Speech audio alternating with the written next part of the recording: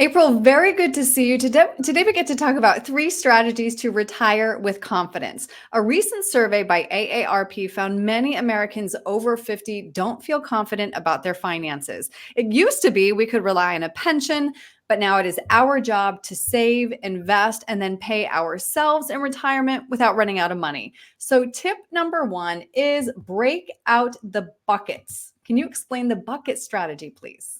There are so many different iterations of the bucket Right. strategy, but the approach is the same. And it's identifying certain pockets of money for certain very specific needs. For example, a safety category where this is checking, savings, money market. These days, with interest rates how they are, you can actually earn a decent amount of interest there. Fully liquid, easy access for both day-to-day spending and also for emergency expenses.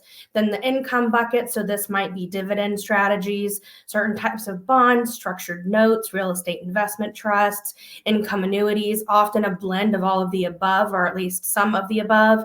And then the growth bucket, where this is money that you're not utilizing it for expenses. You don't intend to utilize it for expenses necessarily. And this is more designed just what it says for growth. So these are more stock oriented often. ETFs sometimes are blended in there as well. You can have stock and bond mutual funds and ETFs, but that bucket is designed specifically for growth purposes. One question about that first bucket. How much cash should we have on hand in retirement? It really depends on how your assets are allocated overall and your spending habits. Some people are very good and know their budget very well. So they have a little bit of a reserve built in, is what I Mhm, find. For folks like that, I feel 6 months is adequate. mhm. Usually a combination of checking, savings, and money market. Sometimes 12 months is a little bit more prudent. Really just depends on how you're allocated and what your spending habits look like.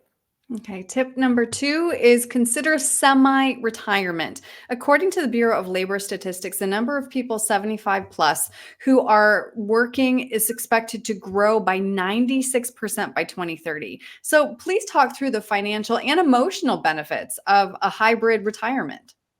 You hit the nail on the head, Aaron, that it's not just the financial aspect. And we Yeah. talk to our clients about this all the time. There is, of course, the rote decision making on the financial world, but you also have to consider the emotions and the wants, not just the needs and the hard, fast numbers, and the relationship between the two. So, what we're finding with people living longer, and with expenses as high as they are, with where inflation has been, people are more leery to retire. They're scared to do it.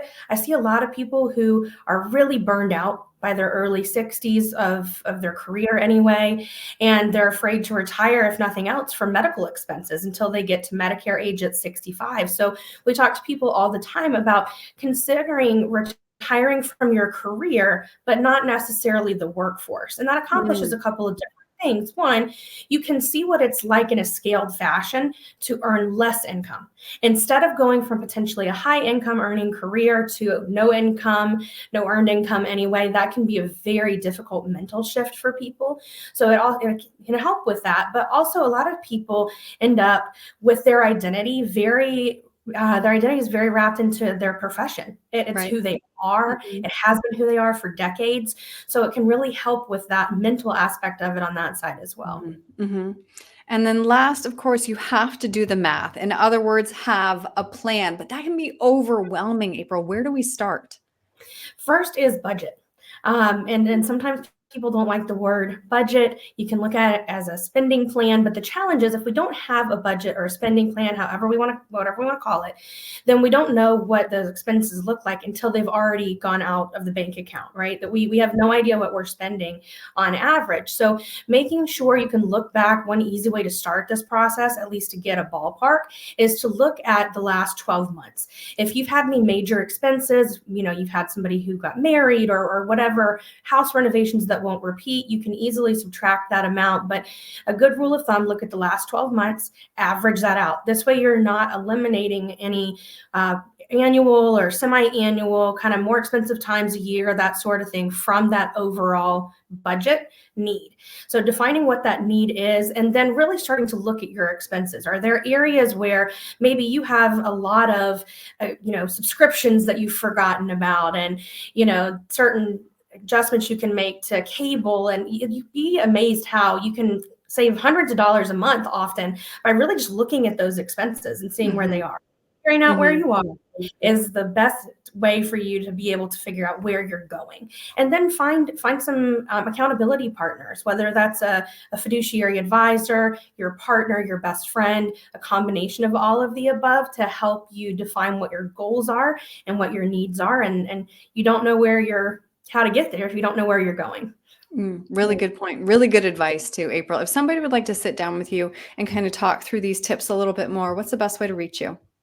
You can reach us on our website any time of day or night at theretirementfamily.com, or give either of our offices a call, and we're happy to assist. Wonderful. April, thanks for your time today. I appreciate it. Thank you, Erin.